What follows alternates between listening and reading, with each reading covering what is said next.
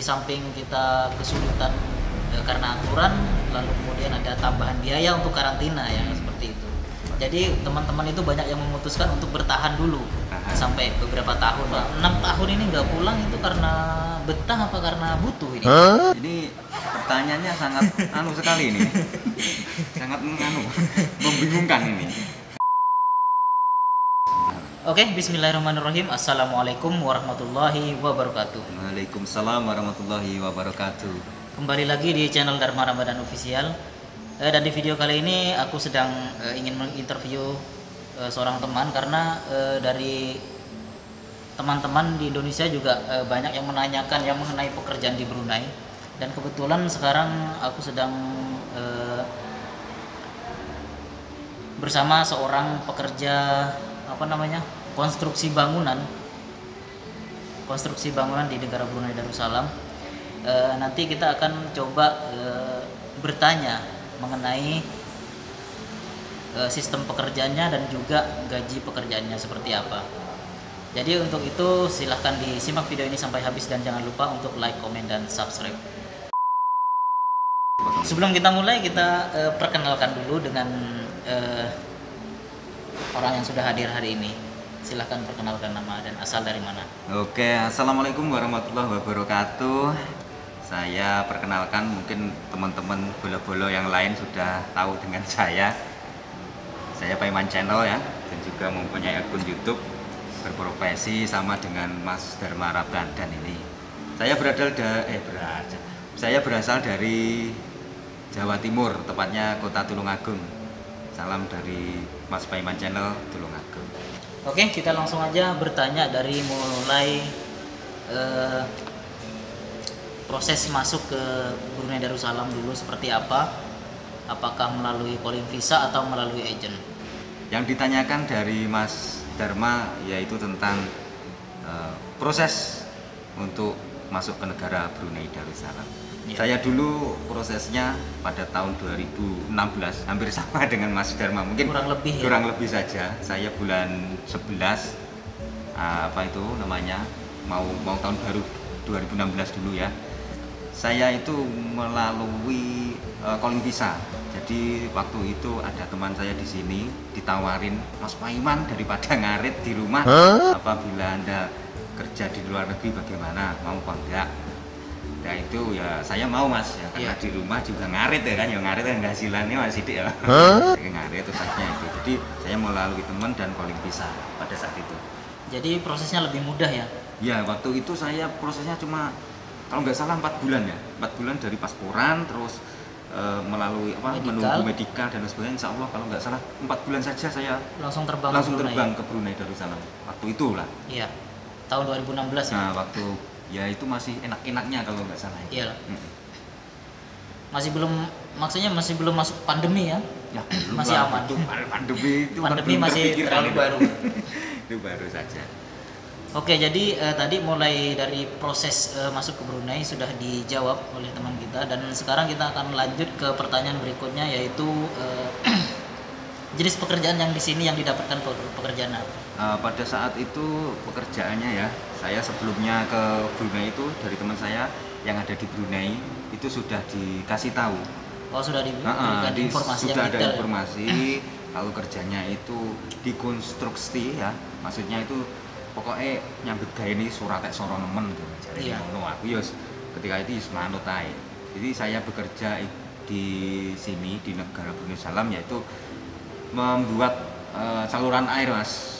Ya, konstruksi saya bukan bikin rumah enggak. Jadi parkiran mobil ya, kalau di Indonesia parkiran mobil seperti di office atau di sekolah-sekolah macam itu Mas. Iya.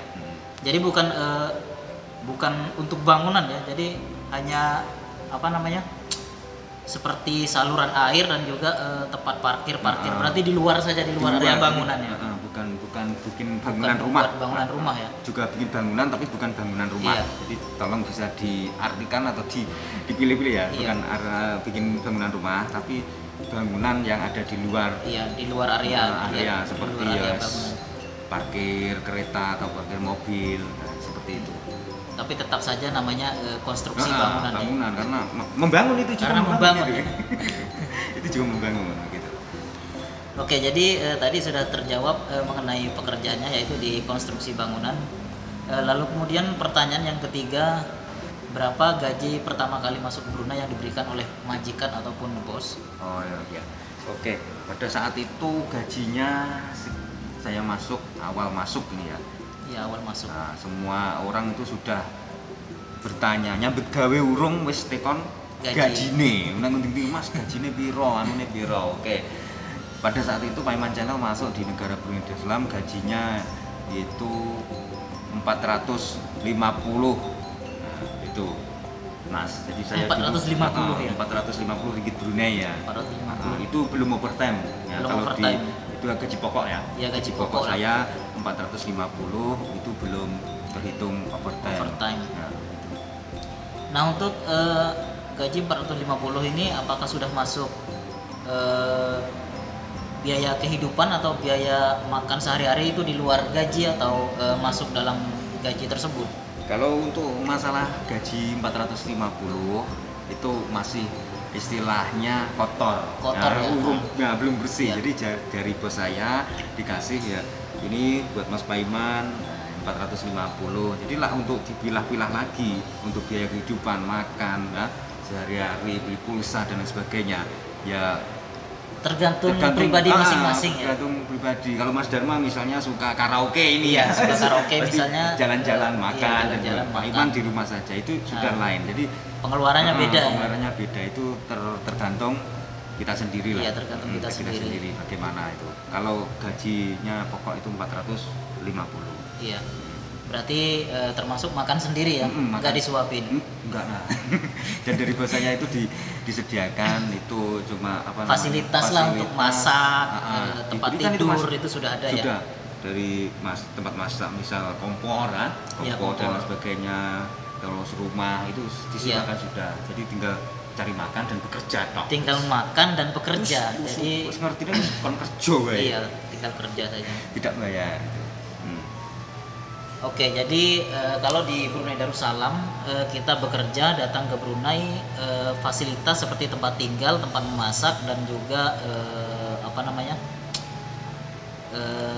tempat-tempat lain kita sudah disediakan. Tapi kalau untuk makan, untuk kebutuhan sehari-hari itu tergantung dari majikan atau dari bos masing-masing. Kalau dari bos saya tidak menyediakan makan. Ya. Menyediakan makan apabila kita kerjanya itu overtime, misal kerjakan tutup jam 5, kalau kita ada emergency kerjanya sampai jam tambah 6, jam 7, kerja. Itu disediakan makan, minum, itu pasti ada.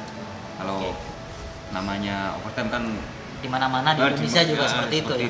Kalau untuk kebutuhan makan sehari itu cari sendiri. Dari sendiri lah. Oke, jadi pertanyaan ketiga tadi sudah dijawab, lalu kemudian kita lanjut lagi ke pertanyaan keempat. Sudah berapa lama ini di Brunei Darussalam? Di Brunei Darussalam mulai 2016. Nah, awal 2016, sekarang 2020. Jadi 6 tahun. Sudah 6 tahun. 6 tahun. Ini 6 tahun. Tapi ya pada 6 tahun itu ya sudah cuti balik, tidak kok terus 6 tahun nggak balik. Enggak Mas. Jadi saya sudah karena selama 2 tahun satu kali itu kita cuti pulang. Jadi satu kontrak kalau kerja di negara Brunei Darussalam itu kan 2 tahun satu kontrak. Sekali, ya? Kita pasti disuruh balik cuti. Dan ini karena ada pandemi ini COVID sudah 3 tahun mungkin. Sudah 3 tahun kita menjadi mewakili nama Bang Thoyib sudah di perantauan. Seperti ini. Jadi sudah tahu lah pokoknya bolo-bolo TKI itu tahu ngalami. Iya, sudah tahu mengalami karena semua TKI yang ada di Brunei kebanyakan mereka masih terkendala waktu mau pulang cuti ke Indonesia. Karena apa? Karena waktu pandemi itu kalau kita memutuskan untuk pulang ke Indonesia, kita akan datang lagi ke Brunei itu akan susah, akan sulit ya. Susah lah, Di samping kita kesulitan karena aturan, lalu kemudian ada tambahan biaya untuk karantina ya, seperti itu. Jadi teman-teman itu banyak yang memutuskan untuk bertahan dulu sampai beberapa tahun ya. Kalau ngomong-ngomong sampai berapa 6 tahun ini nggak pulang itu karena betah apa karena butuh ini? Ini pertanyaannya sangat anu sekali ini. Sangat membingungkan ini.